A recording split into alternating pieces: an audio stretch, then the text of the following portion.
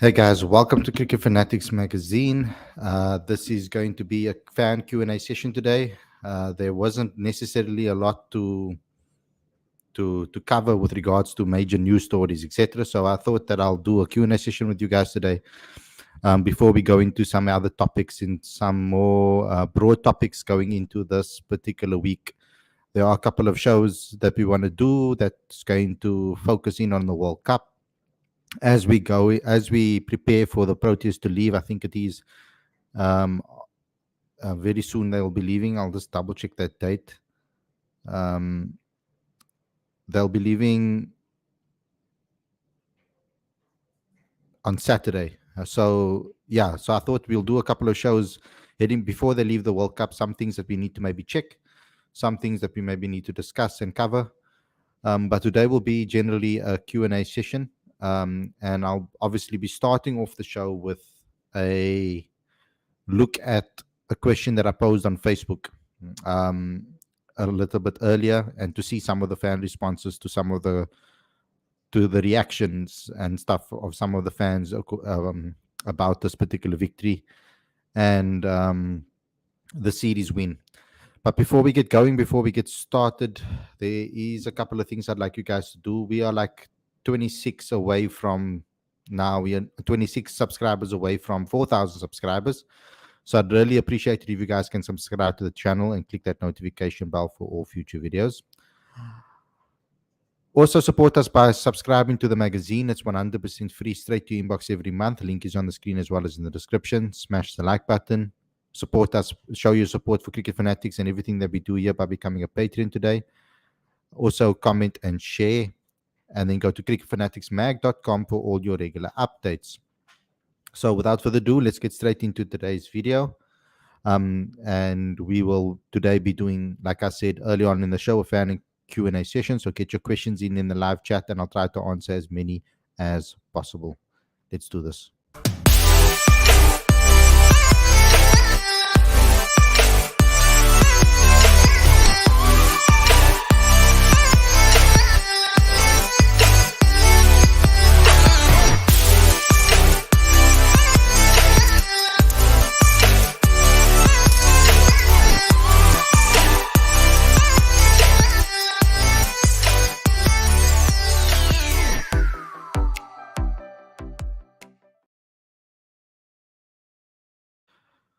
Very good evening and welcome to Cricket Fanatics Magazine. This is your fan Q&A session daily show. I'm your host Khalid Moedin, and this is the show where you guys get to ask me questions and I try to answer them as best as possible.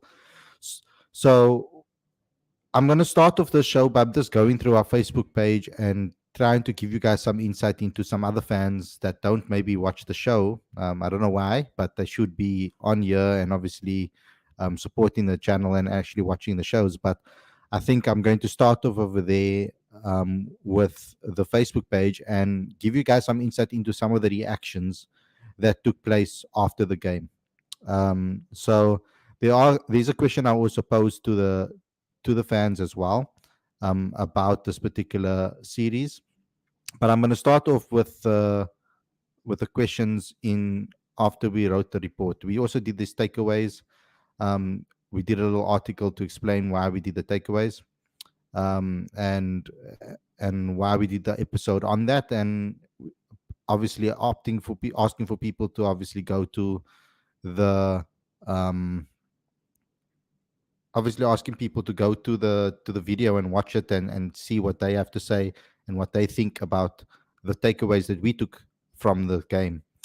So just to give you guys a quick insight into some of the comments that took place on this particular article and after we won the series.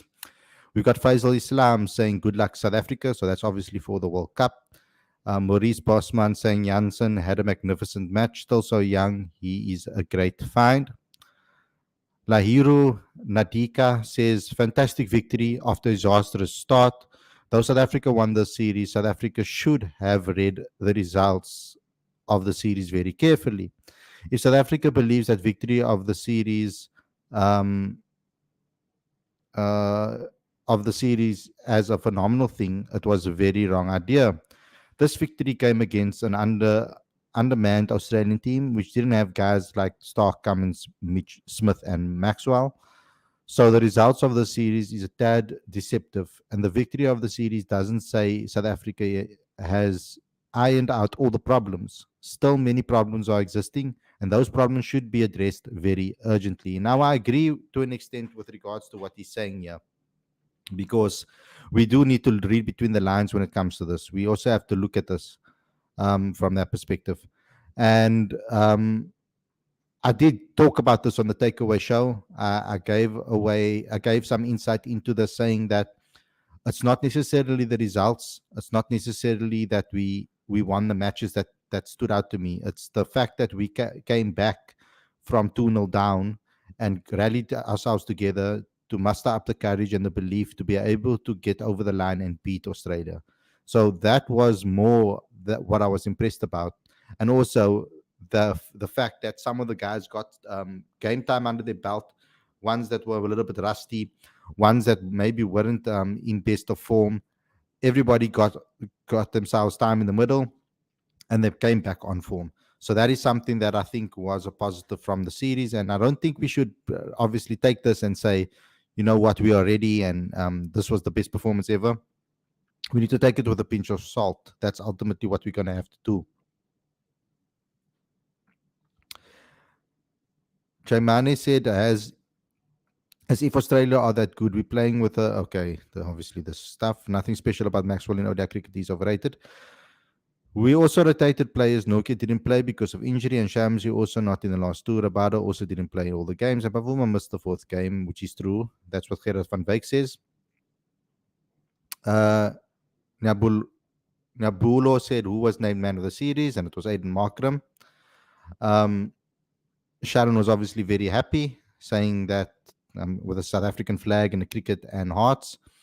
Raul says, what a great return after losing T20 side and the first two matches of the ODI. It was looking like, again, coming to a lose the ODI series.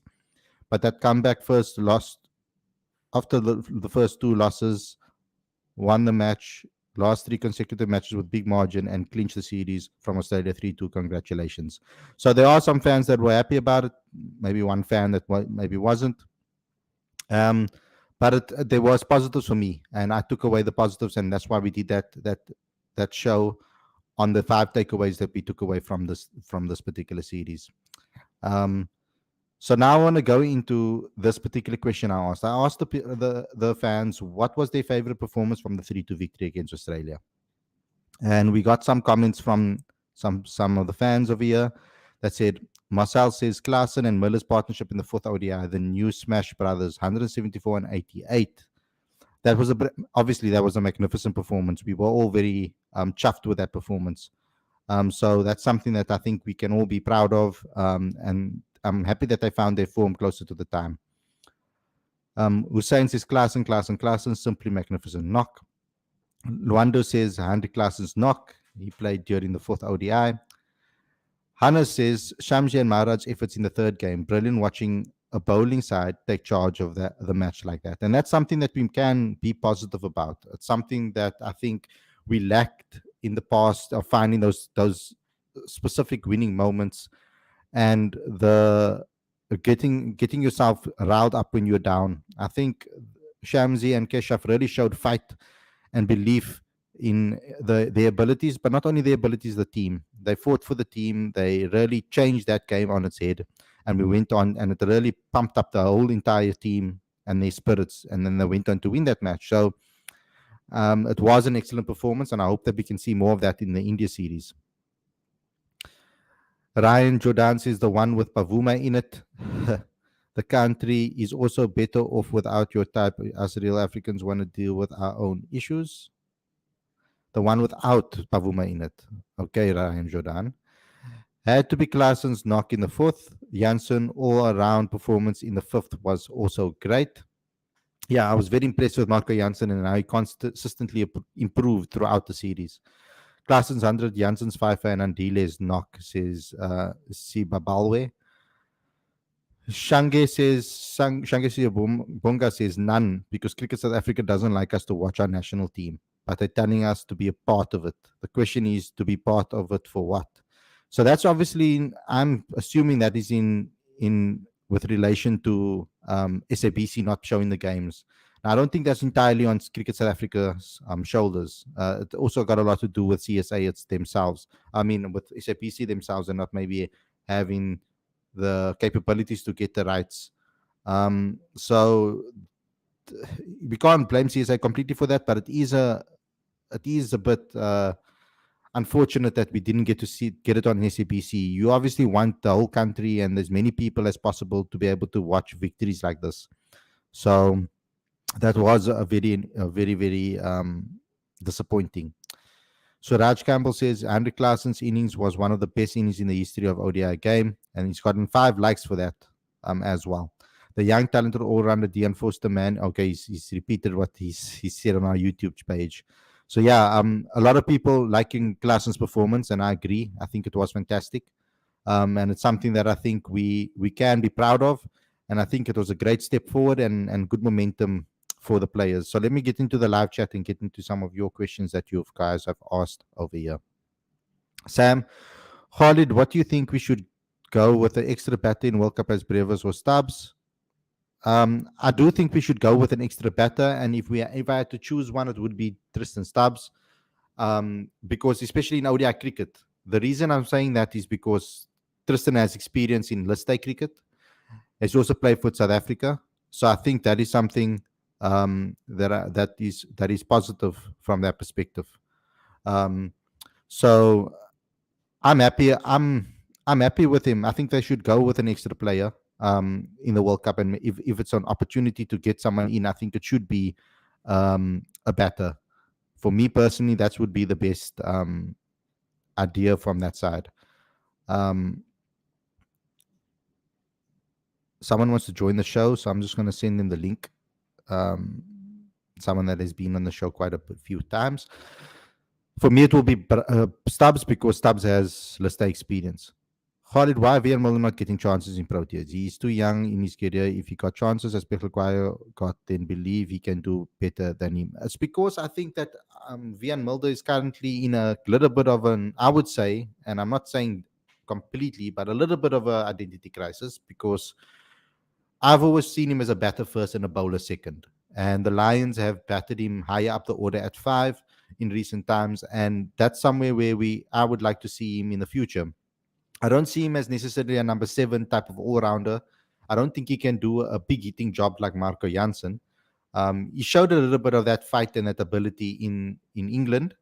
But I would like to first see what he can do with the bat in List A cricket this season for the Lions. It will really be able to give them more to work, rob more options with regards to a number 7 and an all-rounder position. So he hasn't been the best in the domestic setup, and I think that's maybe why they never really looked at him. And I think that was when it comes to his bowling, I don't think that with regards to his bowling, he sits within the best bowlers in the team and the squad. There are better bowlers than him at the moment if you're going to take him on his bowling alone. So I think they're trying to maybe have a plan with him and try to develop him into the player that he can be. And I think that's what the aim is from their perspective. Tomorrow, Lions games, we are having an eye on Vian Mulder. He performs, believe it is good chance to call him in the World Cup as a backup for Marco. Yeah, I mean, I think it's a little bit. I think we need to give him a season. He's still young, like you said. Okay, we've got Ravi with us. He's joined. Welcome to the show, bro. Good to see you again.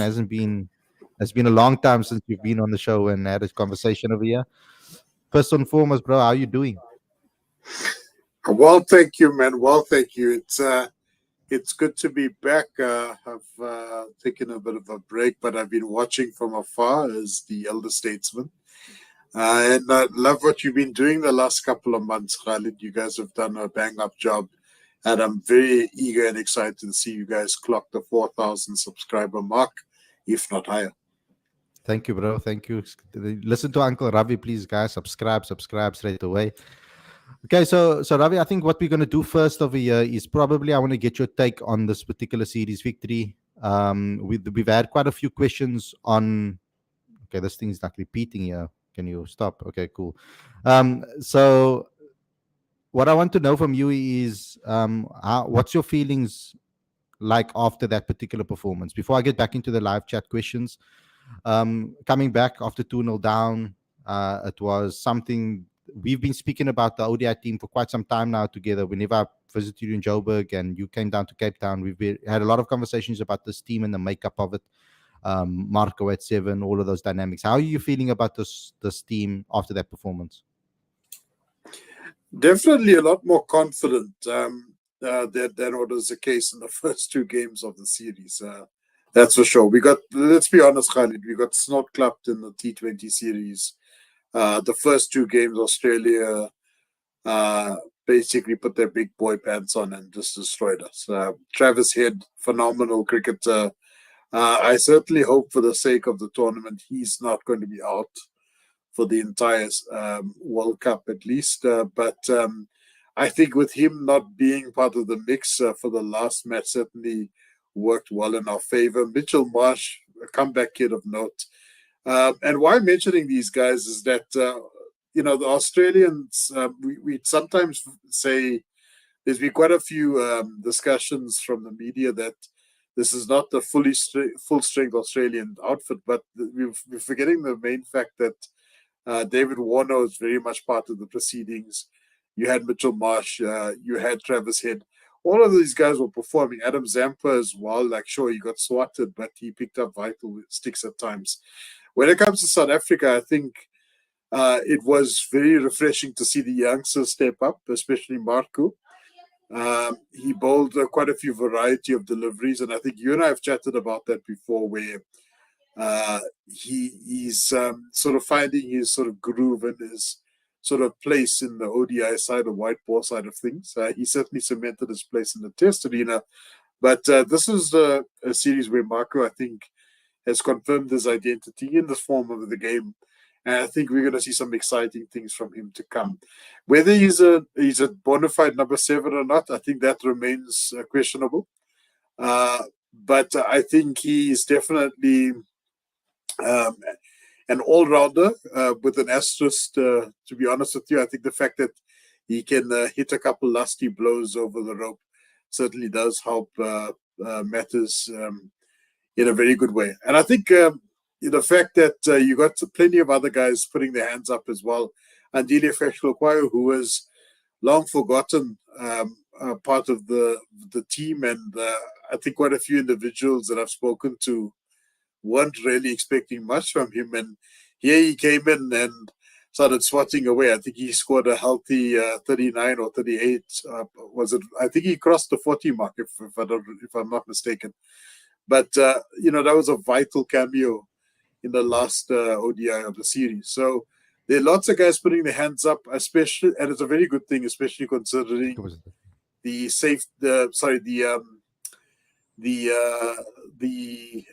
health concerns or the injury concerns that the team has at the moment. I know Rob Walter has got a few headaches in that regard, but I think the refreshing, or the other side of the coin at least, is that there are plenty of other guys putting their hands up as well for the opportunity.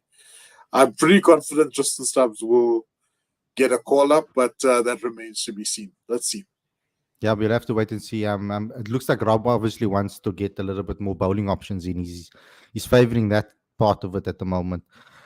Okay, so update on Anrich and Magala. There isn't an update currently. The last time I asked, we got the answer. We got the answer from Rob in the press conference. We did react to it. They are hoping that they will be available, but they want to make the decision before they get on the plane to the World Cup. That is something that they said they want to do. So we'll probably know by the end of this week. We'll know what's happening with the two of them. Why Parnell is not in the World Cup squad? Well, Rob Walter did say in his press conference that it's not because of the injury. He just preferred Magala and Janssen as the two options. So that is an interesting one, because I would have maybe went with Parnell, the left arm seam option, the experience, etc. And batting ability, I think he's a little bit more comfortable with the bat based on track record, but not for the international side. Unfortunately, he hasn't shown it with the international side. He's done it plenty of times for Western Province, but for the national side, he hasn't really shown that ability yet with the bat. So there is a little bit of a worry over there. Magala showed that he can hold his own. As just he's running between the wickets again. That's been an issue a little bit for him. Let's go into Lawrence's question over here. I hope the Proteas management make a call on Nokia and Magala before Saturday. But if we are to take a gamble, we'd have to do it with at least one of them. Nokia for me, not both. Lizard, both. Lizard, my replacement, says Lawrence. So what would you go with as a replacement over there, Ravi? Would you take Antile with you, or would you take another seamer like Lazard with you? Because I mean, Rob did mention only Lazard when they asked him questions about Andrich, etc. But if both Magala and Lazard, both Magala and Andrich are missing, who are the two that you would call up to replace them? It's a tough call. It really depends on. It sounds like a silly thing to say, but if you're going for a like-for-like substitution, you'd have to go with the Lazard, being an extra seamer. But I like the fact that you've got a batting option in the form of Parnell and Fekwayo. Because you never know.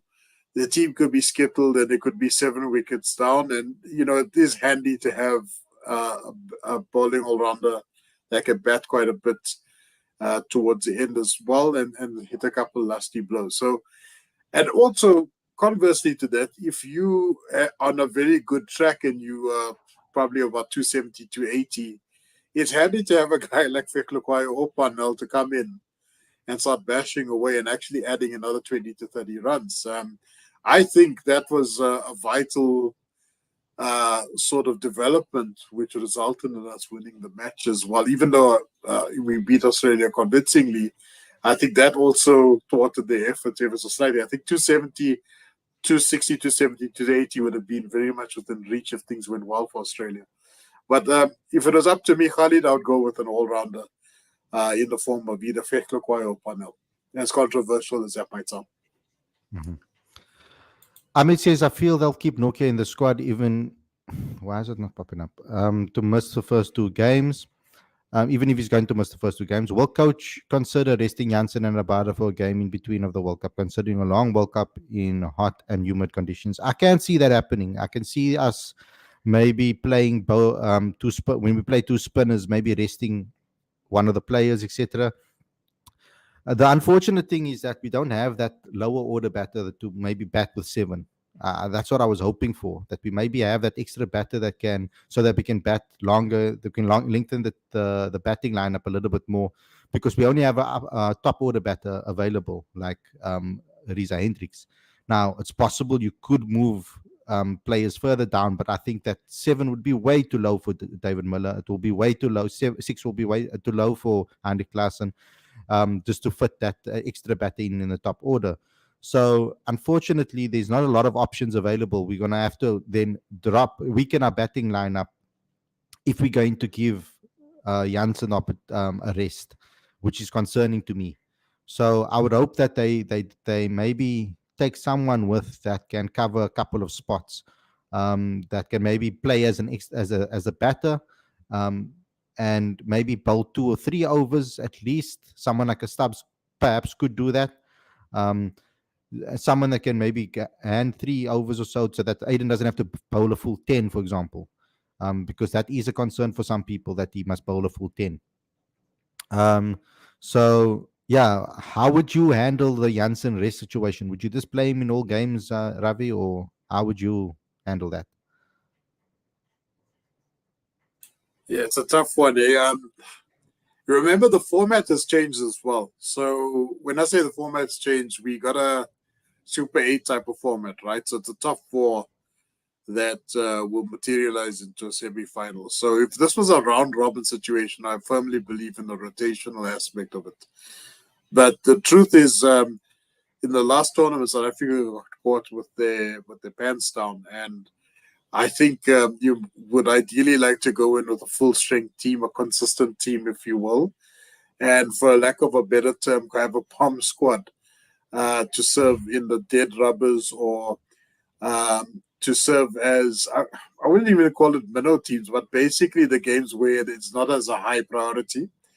The strategy South Africa should ideally go in with this tournament. I know this is a slightly different approach to your question there, Khalid, but again, it's not your typical round robin format, and I think we must emphasize it. It's the same story as the last World Cup.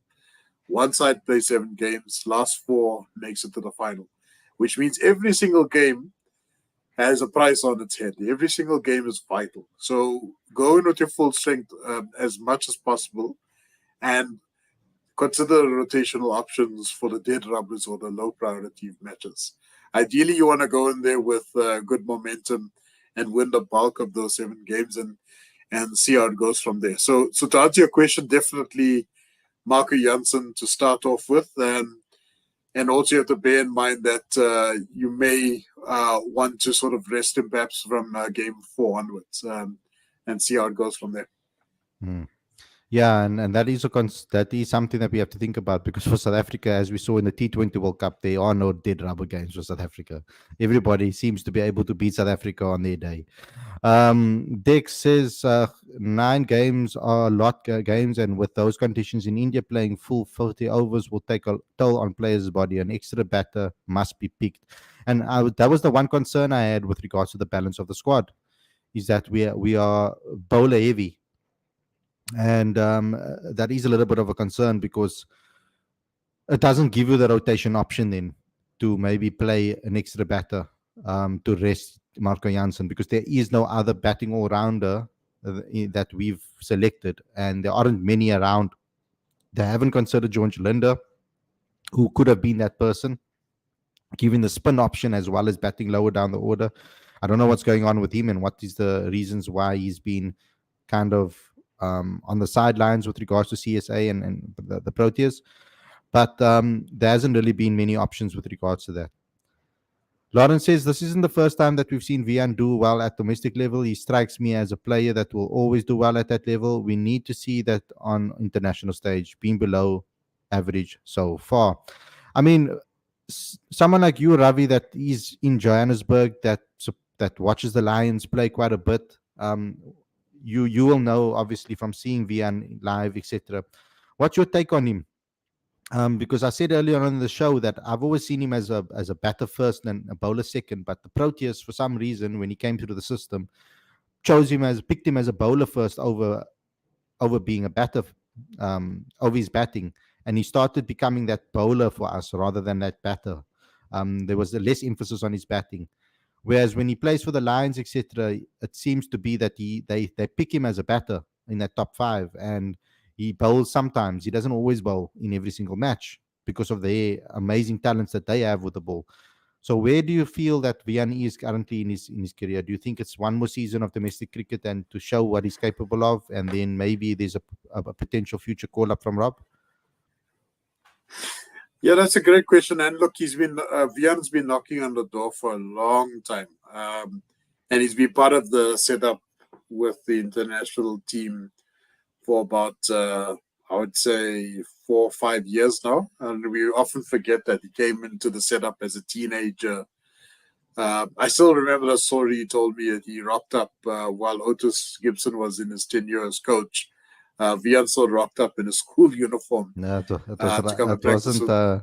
Otis. It was Jeffrey Toyana in the Lions camp. Was it Jeff? You know, yeah, Okay, but yeah, in still, the I Lions, mean, I he think, rocked up in his school uniform. Yeah. and he held a lot of promise from that time already. I mean, so it's been a while. Look, at a domestic level, I agree fully with Lawrence's comments there. You know, at the domestic level, Vian's one of those guys one of those players that thrive very well at this level, and it's almost a given that he will do very well in the Wanderers at the Bull Ring. And in fact, the Centurion, he rendered up some very good performances there too with the bat.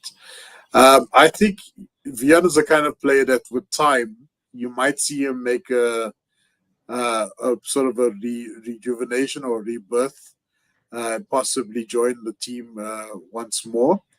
But I think at the moment, in terms of white ball, we are spoiled for choice in terms of a multiplicity of options, both from an all-rounding and a specialist batter point of view as well. Remember, you still have Stubbs. I know he's an all-rounder, but Stubbs, if you consider the gloves option, consider him as part of the middle order. That's been the case for the last year and a bit. Stubbs is also another front runner to be called up if there are any injuries at play. Vian, on the other hand, Vian Mulder, I think, is definitely on the periphery of things, but I think he's going to have to do a lot more in the white ball arena to get that call up back into the team. I would imagine post World Cup, definitely. Yeah, because he has shown his ability in the test arena with the bat. He just falls short of those half centuries and things and big centuries, etc. But like he always falls short of that. But he's shown his promise over there. But he looks like he can. For me, he was always been a batter first that could bowl. He wasn't a bowler that could bat for me from the junior levels. Khalid, will a mentor Exactly. be also heading to India like Hashim Amla and that etc. Well, I wouldn't say that there's a mentor that will be a part of, but they have added Eric Simons to the mix, who has a lot of experience in the IPL. Assistant coach at Chennai for the from Yeah. he was with the Rising Pune Super Giant. He was part of the Joburg Super Kings Mhm. in the SA20.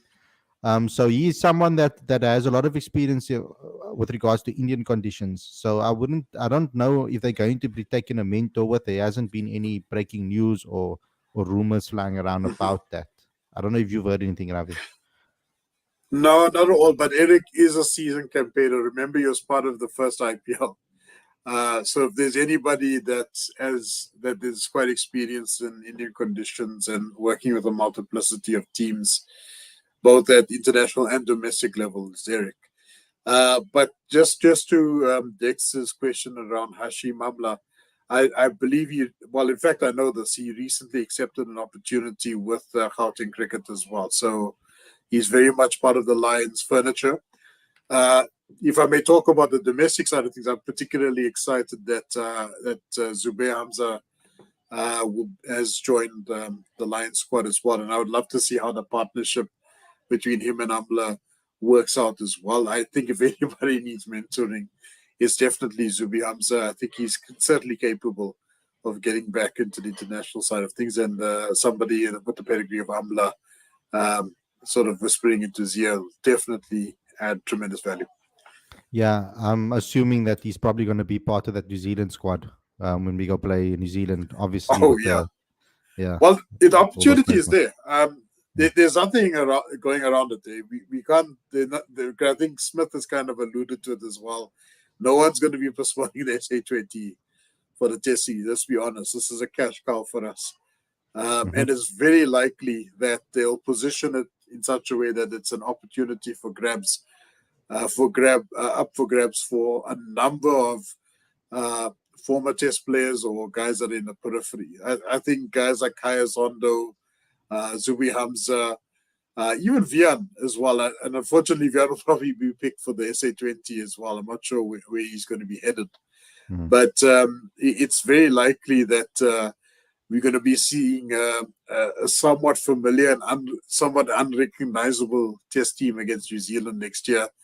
I think Dean will probably be the only familiar face. You might even see Sadal come back into the swing of things Hmm. as well. That's if he's been renewed for his contract there at Sunrisers. Yeah.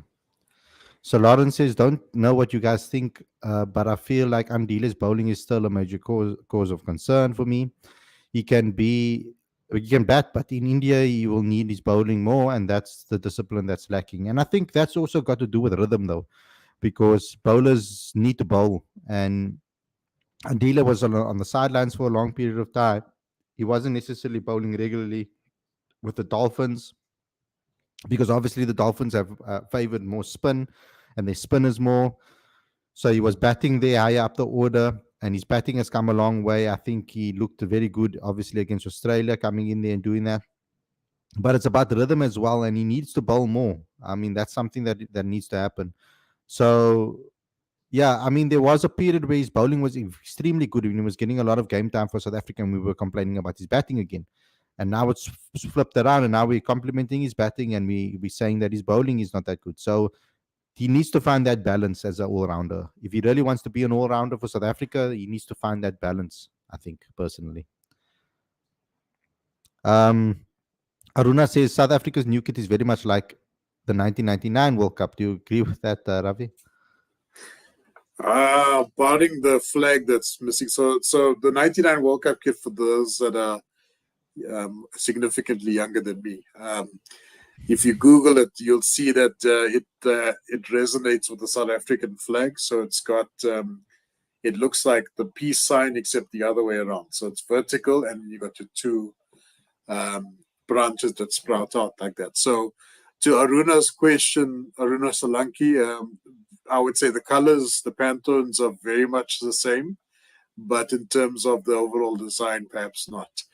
I think Harley might be whipping out that image very soon. But and I don't mention the '99 World Cup. Come on, it's a very sore point for people like me that actually watch the game, as I'm sure it is for Lawrence and the other guys on the call. But yeah, but on a side note, subject to this point, Khalid, and I think there it's coming up now. It should come through any second. So this now. one?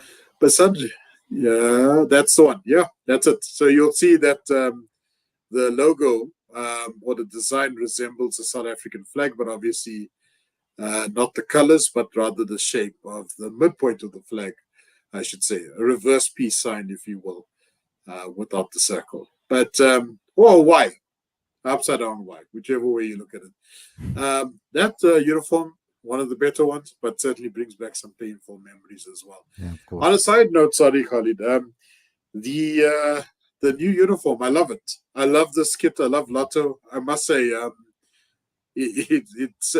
I mean, I'm not sure if we have time to talk about this, but I really like the new uniform. I think it's definitely separate, certainly better than the Springbok away kit at the moment, sponsored by Checkers 6060.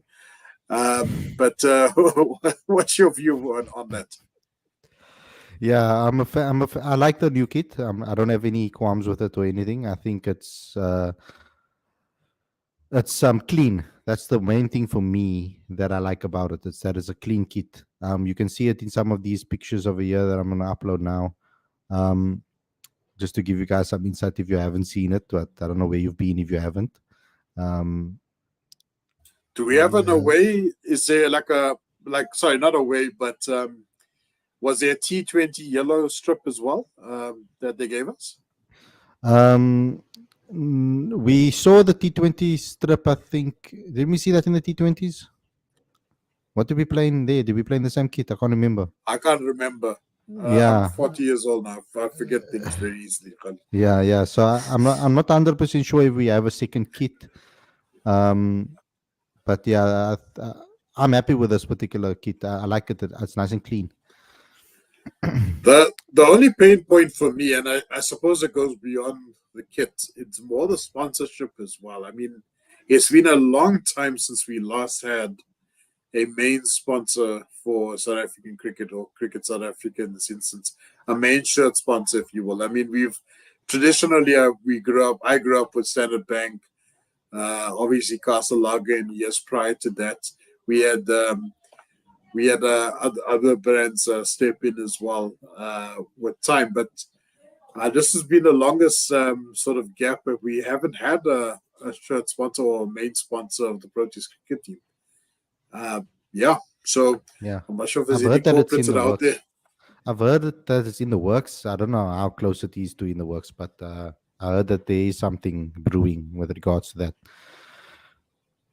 Maybe the reason Rob wants a lot more seaming options is because he knows that Magala won't leave the fitness to play 2-3 straight games. Note, Rob did select him, albeit knowing about his injury, which is true, but I think he thought he would recover. That's the thing. I think he thought he would recover, but then he picked up that niggle again on the same. I think it's the same injury, so he aggravated his injury in the match. Is it a back strain? Is it the back No. It's a knee, or what's a knee knee? injury. Okay, Yeah. okay. Arama Magala for the World Cup. He goes for a lot of runs, says Haruna. Will you show us Box 2007 jersey? The World Cup jersey should be like it. Will you show us? I can show you the 2007 box. I like that The jersey. space age one, the vacuum tight one.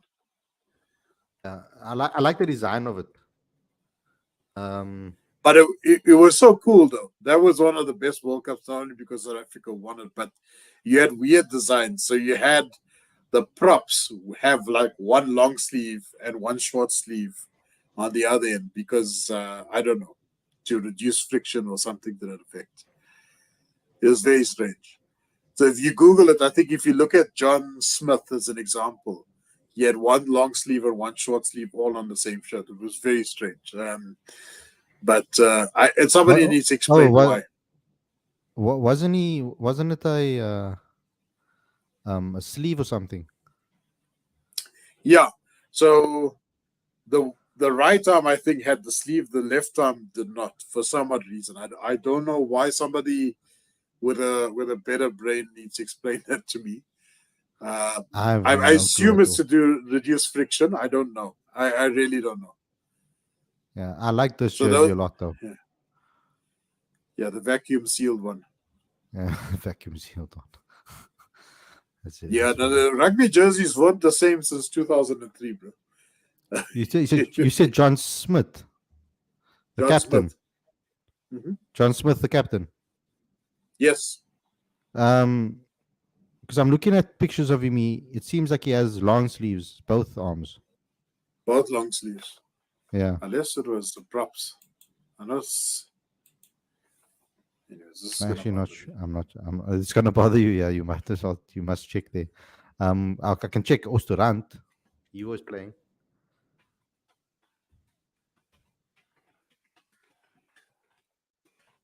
Um, I'm sure Lawrence will come in here now and say, no, they've had short sleeves. Oh, are you talking about? Oh, you talking? Here we go. Found it. So you're not going crazy, Ravi. Um, I know I saw something. yeah, I know you're not going crazy, Ravs. So There we go. Is us. Yeah, there we go. Yeah, somebody needs to explain that to me. What is going on here? yeah, crazy. I don't think it was in every single game though. But it was happening. Okay, so let's just move on to the final few questions. Fitness is important. So Sander Magala on that basis must not be going to the World Cup. His fitness is looking quite bad. Some words about Deva Brevis. He needs to have a good domestic season. He needs to play some list day cricket, some T20 cricket domestically, some 4-day cricket domestically. I think that will be great for his development and his game. Exactly. Lawrence Bailey's our alternative kit at the World Cup will most probably be our yellow T20 kit. Yeah, that's what I thought. They did that in 2019. I thought that would be the case as well. So no So checkers Ravili, 60-60. no. So your final words, please, bro. I'm excited about this tournament. I'm not foolish. I think that there's still plenty of gaps in the team, and I think Rob in his press conference, because I watched that yesterday, and your review of it as well, that there are plenty of gaps that he's acknowledged as well. So I don't think we should be fooled into, assuming that because we beat Australia in the series, we're going to win the World Cup. In saying that, though, I'll change the thinking around ever so slightly. I think I was corrected earlier that it's actually a tabular format of 9 games. One side will play 9, right? The trick is to win at least 7 of them. And it sounds like an easy feat, but that is a guarantee of getting into the last 4, dependent on net run rate. So definitely some food for thought. I think we got a team that is certainly capable of making it to the final 4. Cricket's a funny game. I think you've got some leaders in that team that have taken accountability and pushed themselves to the limits. We saw some great performances from Markram, Klaassen, Bavuma, and those are the guys you want to put their hands up on game day. And we mentioned Fekhlokoi, you mentioned Muller. I think things are looking very, very good. And also, it's Quinton de Kock's swan song. I mean, he needs to get it right this time, because that's basically his last chance saloon at the moment to lift the trophy in the 50 over format. But There's a exciting times yeah. ahead. There's a question for you directly here, Ravi, from Dex. He wants to know what you think of Australia's CB Series 2008 jersey, the full baggy green one. Have you seen it, or must I show it to you? The baggy green one. So that was they moved away from the canary yellow. Yeah, I think that's, if that's the same one. It's a green. It's like a dark green, and they had the gold Adidas stripes on it. I think that's the one. I might be wrong. Yeah, there we go. Yes. I liked it, but I'm a traditionalist, right? I Your memory always is ridiculous. yeah, that's Mitchell Johnson there. I mean, he had an ordinary series in that tour, but in fact, that was the tour that in fact the test series. That's where JP Domini. Am I getting this right? The '08 series, yeah. So '08-'09 series, JP Domini actually won one of the test matches away. And that ODI team did relatively well as well on top of that. But yeah, it's I'm a traditionalist. I like the canary yellow. I'm old school that way. And we can't come together and not talk about this topic. And the fans know that. So prediction for Who's tomorrow. United? He talking about Leeds United. Yeah, at the moment it seems to be getting from bad to worst. I don't know. I'm predicting like a 3-0, 3-0, 3-1 victory for Bayern tomorrow. Yeah, I said 2-0. I said 2-0 Bayern. Khalid, I'll tell you this. I don't think Ten Hag is the wrong guy for the job. I think there were lots of circumstances that are beyond his control, right? The Anthony saga, you got that now. You had Greenwood prior to that. You've got the deal with Sheikh Asim that didn't materialize, and so Jim The Ratcliffe. None of injuries those after things happened. injuries. Injury after injury. So these are things that, yes, you could argue that these are things you should have anticipated from an injury standpoint, perhaps. But there are lots of overheads, lots of factors above him that he could barely move the needle on. I mean, the acquisition alone, that's definitely outside of his ambit. And why I'm saying that was vital is that if that did materialize, chances are United would have got that cash injection to get the transfer budget that he would have needed to secure the players that he needed. But overall, I think it's ridiculous. You're in a Champions League season. You don't have a formidable budget to work with. Understandably, you need to get rid of a lot of dead wood in the team. But it's just absolutely ridiculous. It's a Champions League season. This is where your biggest investment should have taken place. Yeah. But what do I So know? I just like let's see how it goes. I mean, there's a lot he has to deal with. I think the mentality needs to change from this team completely as well. That's something that needs to happen. I mean, I always said that Ralph Ragnick was spot on with his assessment. He said this team needs open heart surgery, and he was right. We needed to get a lot of people out of that team to change the mindset of these players, to turn them into winners again, because there's a lot of problems. You can see how Rashford drops his head when things are not going our way. There's senior players that were stars for us last season that they drop their heads when things aren't going their way. So that's something that is interesting. Khalid, what do you think of Louis van Gaal? I'm a big fan of Louis van Gaal. I like him as a coach. It's just that it's his way or the highway. So I don't know how he's going to implement his high pressing 3-5-2 formations and things like that in Germany, because I mean Germany. I think Germany have the right players for it, but I don't know if they're going to be able to adapt to his strict plans and position-based football that he wants to play. Let's see if he can implement it over there and try to get them to do something. At least he has better players there than he would have had at the Netherlands when he was coaching there. And he did a brilliant job in the World Cup for them. He took them to third, I think it was. So, yeah. But anyway, guys, thanks a lot for tuning in. Hope you guys enjoyed the episode. Don't forget to subscribe to the channel, click that notification bell for all future videos as well.